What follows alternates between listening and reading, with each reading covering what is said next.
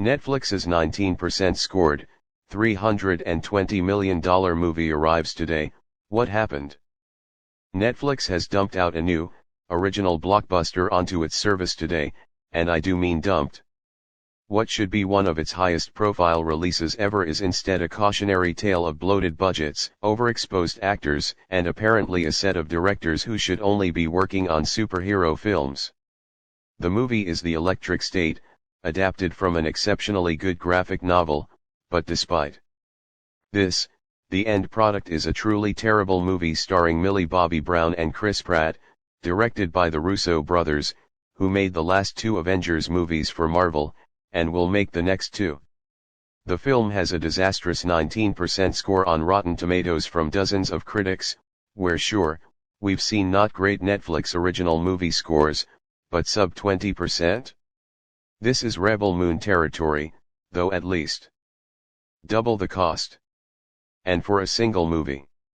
The main story here is not that The Electric State is this bad, it's that it's this bad with a reported budget of $320 million, which makes it one of the most expensive movies ever made. That is already a risk when you're talking about trying to make that back at the box office, but on a streaming service? Many are wondering how this happened and how it can possibly be justified. The last time we were eyeing a big Netflix original budget was The Rock's Red Notice, a Christmas film that came in at $200 million. It reviewed poorly, but not this poorly, though it grabbed a 92% audience score, at least. This. We'll see, but again, we're talking about $120 million above and beyond that. The film is massively heavy on CGI in a way that few of Netflix's other films are, albeit sure, we see that all the time in superhero and Star Wars films, but those rarely hit this budget point, if ever. There are loads of different types of bots in this world, and to do the graphic novel justice, you'll have to throw cash at it to make that happen. But even then, many fans of the source material are noting that the aesthetic still comes off as much different. The second issue is probably salaries. Again, you have the Russo brothers, who will have directed 5 MCU movies now, so they're probably not cheap. They also did The Middling The Gray Man for Netflix.